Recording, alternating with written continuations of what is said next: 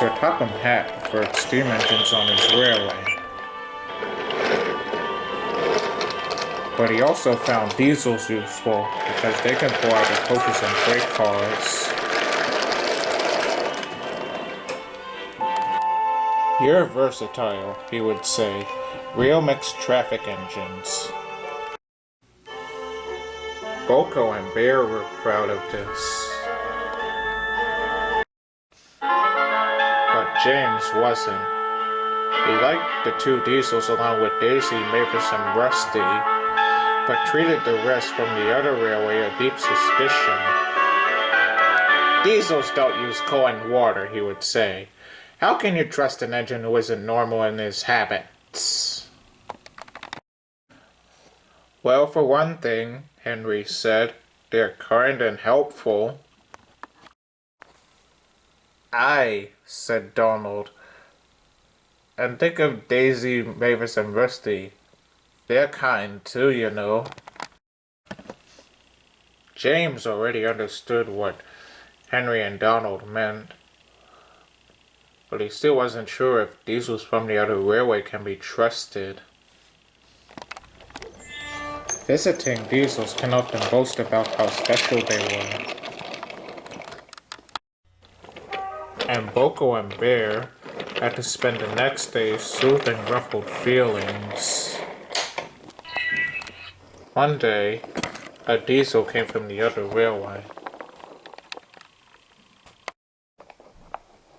When the visitor found he was to share the shed with steam engines, he stopped outside in disgust and refused to go any further. "Why on earth does Sir Topham Hatt keep such outdated objects?" he growled. "Dirty, smoky, slow things. Ugh!" He shuddered. The engines were crossed by the diesel's words. "On our railway," the diesel continued, loftily, "steam engines are kept strictly in their place and not allowed on the main line without any special permission." Boko was beginning to lose patience.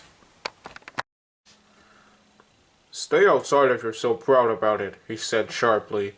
"I'm here to join my friends." The rest of the other steam engines agreed with him. "I hope it's cold tonight and he can't start in the morning," snorted James. "At least someone might want to preserve us. But who need him? Old stuck-up." The engines were glad when morning came.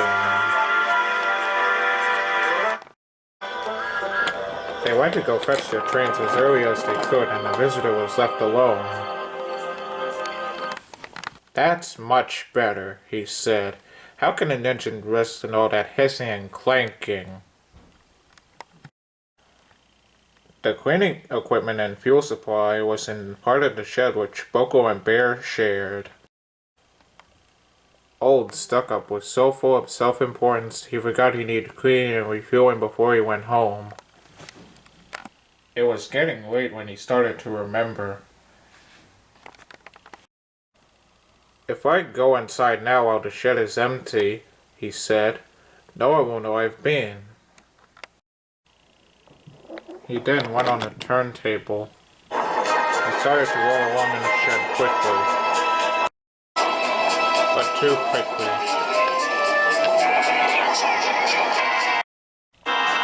The rails were Boko and Bear had said were early, and when he tried to stop, he couldn't.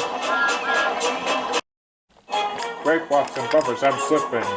And then it happened. He crashed into the wall at the end of the shed.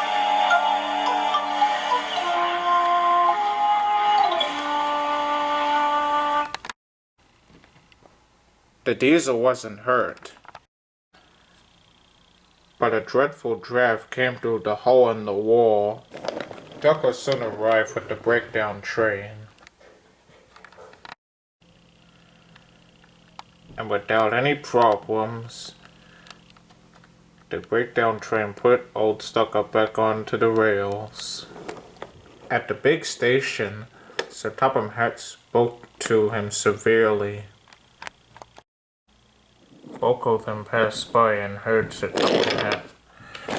He couldn't hear all what Sir Topham Hatt said, but he carried on.